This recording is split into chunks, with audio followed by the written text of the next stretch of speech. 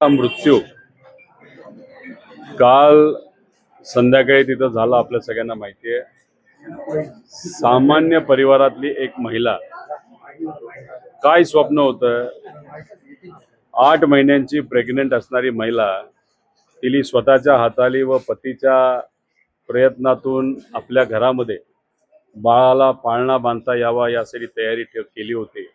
आणि सगळी तयारी करून ती महिला फक्त चेकअपसाठी आपल्या नवी मुंबई महानगरपालिकेच्या हॉस्पिटलमध्ये तिथं गेली होती।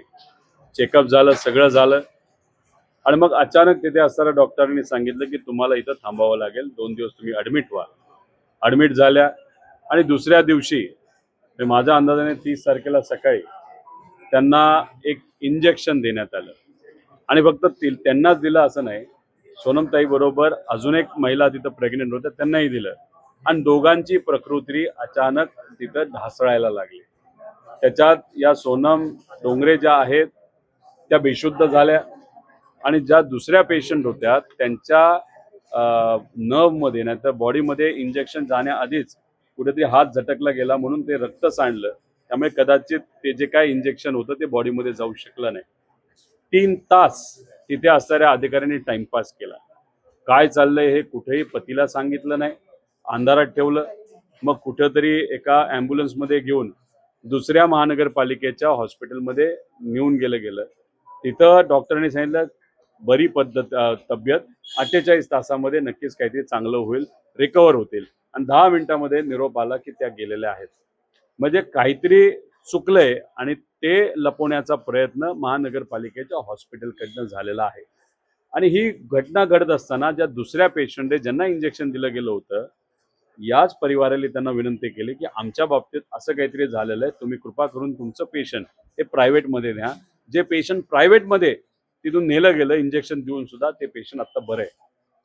आता हा जो डोंगरे परिवार आहे, 25 वर्ष या नवी मुंबईमध्ये झोपडपट्टीमध्ये राहणारा हा परिवार, आता कुठेतरी प्रगती झाली म्हणून एक छोटंसं घर इथं घेतलं। त्यात आता आनंद कुठेतरी होणार की आता नातवंड येणार, मुलगा येणार, मुलगी येणार, जे कोणी असेल। आणि मग कुठेतरी आपल्याला एक वेगळी आशा तिथं निर्माण होते, आणि त्याच्यातच ही घटना घडली। दुर्दैवी घटना आहे। तुम्हाला माहित असेल 1.5 वर्षापूर्वी खरात प्रकरण असंच एक झालं होतं। एक महिला प्रसूती होत असताना बाळ जगलं, पण ती महिला जगू शकली नाही। आणि मग तिथं असणाऱ्या महानगरपालिकेच्या कमिशनरांनी एक समिती केली। समिती स्थापन झाली खरी, पण गेलं 1.5 वर्ष अजूनपर्यंत त्या समितीचा रिपोर्ट नाही आला। बाळ 1.5 वर्षाचं झालं, पण रिपोर्ट जर येत नसेल तर ते योग्य नाही। आता या परिवाराशी बोलत असताना आर्थिक परिस्थिती आम्ही बघितली, आम्ही कमिशनर साहेबांशी बोललो, त्यांना सांगितलं काही झालं तर कमीत कमी 10 लाखाची मदत तुम्हाला या परिवाराला करावी लागेल। त्यांनी ते मान्य केलं, आणि आम्ही सांगितलं 6 तारखेपर्यंत सोमवारी तुम्ही डिक्लेअर करा, नाही केलं तर आम्हाला तिथं यावं लागेल। मंगेशभाऊ आमले असतील, सर्व त्यांची टीम असेल, हे काल कमिशनर साहेबांसमोर जाऊन लढले, बसले, 3 तास तिथं होते। तिथं गेल्यानंतर सुरुवातीला तर त्यांना सांगण्यात आलं की लंच करता, लंच ब्रेक झाली, आम्हाला वेळ नाही। पण मग आक्रमक झाल्यानंतर लोकांना न्याय देण्यासाठी मग कुठेतरी ऐकण्यात आलं, आणि मग यांनी आंदोलन केल्यानंतर तो अधिकारी निलंबित झाला।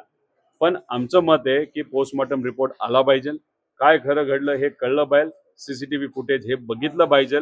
पण बऱ्याच लोकांशी बोलल्यानंतर सामान्य परिवारातले लोक म्हणतात महानगरपालिकेचं हॉस्पिटल तिथं जाणं म्हणजे हे दुर्दैव आहे, तिथं न गेलेलं परवडलं। कुठेतरी हे कामचोर अधिकारी आहेत, चुकीच्या काही घटना तिथे घडतात, म्हणून जे शासकीय हॉस्पिटल आहे त्याच्यावरचा सुद्धा विश्वास हा लोकांचा उडालेला आहे। त्यांना 6 तारखेला आम्ही वेळ देतो, 6 तारखेला तुम्ही जाहीर करा, नाहीतर 7 तारखेनंतर आम्ही येणार आहोत। आता मला खरं तर आश्चर्य असं वाटलं, आणि खरं दुःख सुद्धा झालं। इथले प्रतिनिधित्व करणारे जे कोणी असतील, नेते असतील, वेगवेगळे पक्ष असतील, जे आज सत्तेत आहेत, त्यांनी कालच येऊन चौकशी करायला पाहिजे होते। आता आम्ही येणार, डिक्लेअर झालं, मग आज दिवसभर तुम्ही येता आणि त्यांना भेटता, हे करायचं काय कारण आहे? तुम्ही शासनात आहात, तुम्ही महानगरपालिकेमध्ये सत्तेत आहात, तुम्ही या राज्यामध्ये सत्तेत आहात, तर तुम्हाला काही गोष्टी सोप्या असतील, त्यामुळे येऊन मदत करा ना गरिबाची। पण तसं न करता फक्त फोटो काढणं, भेटणं हे योग्य नाही। शासनाचा योग्य असा वापर करून कुठेतरी या परिवाराला न्याय मिळाला पाहिजे अशी आमची भूमिका आहे। त्यामुळे पूर्वी जी घटना घडली, खरात त्या ज्या महिला होत्या त्यांचा मृत्यू झाला, आणि आता ही डोंगरे परिवारातली घटना, या दोघांना या प्रशासनाकडनं आणि महानगरपालिकेकडनं मदत ही झालीच पाहिजे, आणि फक्त खोकली मदत नाही, शाब्दिक मदत नाही, ऍक्च्युअली एक पत्र 6 तारखेला या परिवाराला देण्याची आणि खरात परिवाराला देण्याची सुद्धा भूमिका आमच्या सगळ्यांची आहे. जर तसं नाही झालं तर 7-8 तारखेला आम्ही येऊन मग आम्ही तिथं महानगरपालिकेमध्ये काय करणार हे त्या कमिशनरांना सुद्धा परवडणार नाही, तिथल्या महापौरांना सुद्धा परवडणार नाही, सत्तेतल्या लोकांना सुद्धा परवडणार. किती पोलीस आणायचे तुम्ही आणा. जरा श्रीमंतचे शब्द योग्यच होते, श्रीमंत महानगरपालिका. पण श्रीमंत कोण?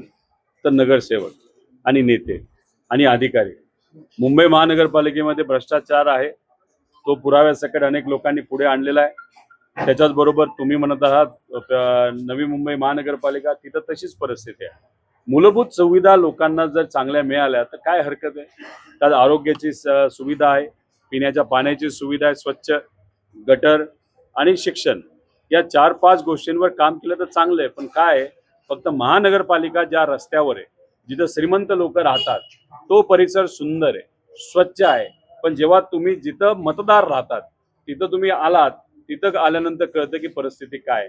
त्यामुळे मतदारांची दुर्दैव म्हणजे आज तुम्ही बघा, काल ही घटना घडली, त्यानंतर 2 दिवसापूर्वी मुंबई महानगरपालिकेमध्ये 11 वर्षाचा मुलगा, ज्याला भारताचं प्रतिनिधित्व क्रिकेटमध्ये करायचं होतं, असा 11 वर्षाचा मुलगा झाड पडून तिथं वारला.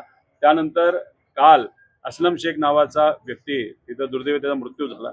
पिंपरी चिंचवड महानगरपालिकेमध्ये महानगरपालिकेच्या केबल पडल्यामुळे 2 मुलींना शॉक बसला, त्यातली एक रिकवर झाली, एक अजून थोडीशी धोकादायक आरोग्य परिस्थितीमध्ये आहे. आता तुमच्याशी बोलताना ठाण्यामध्ये लाईटची केबल पडली म्हणून 17 वर्षाची मुलगीचा मृत्यू झाला.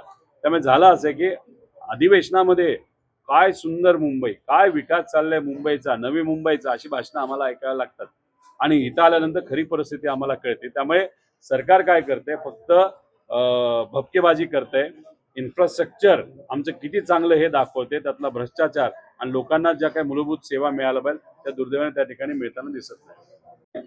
जे काही मुंबई महानगरपालिकेचं हॉस्पिटल आहे, काय रे त्या हॉस्पिटलचं नाव, जे हॉस्पिटल, त्याच्या अधिकाऱ्यांशी आता आम्ही बोललो. प्रायमरी रिपोर्ट काही झालं तरी उद्या आला पाहिजे असं आम्ही त्यांना बोललेलो आहोत, त्यांनी ते मान्य केलेलं आहे. त्याच्याच बरोबर विसरा रिपोर्ट जो पोलिसांकडे येतो आणि तो परत एकदा सायन हॉस्पिटलला पाठवावा लागतो, तो पाठवल्यानंतर 10 ते 12 दिवसामध्ये फायनल रिपोर्ट तिथे येईल. त्यामुळे तिथे गरीब एखादा गेला आणि त्यांनी जर प्रश्न केला आमचा रिपोर्ट कधी येणार, त्यांना 3 महिने सांगू शकतील. पण आम्ही लोकप्रतिनिधी आहोत, आम्हाला जर खोटं बोलले, आता त्यांनी शब्द दिलाय पुढच्या 15 दिवसामध्ये फायनल रिपोर्ट तिथे येणार आहे, आणि तरी सुद्धा तो रिपोर्ट नाही आला, मग सायन हॉस्पिटलला सुद्धा बघावं लागेल. पण सगळेच अधिकारी चुकीचे असतात असं नाही, पोलीस प्रशासनाने यांना मदत केलेली आहे, पण काही नासके चुकीचे अधिकारी असल्यामुळे गरिबांवर अन्याय होतो आणि माणूस गेला तर परत माणूस आणता येत नाही. त्या परिवारावर काय होतं हे आम्हाला विचारा. अजितदादा गेल्यानंतर आमच्या परिवारावर त्या ठिकाणी काय परिस्थिती झाली.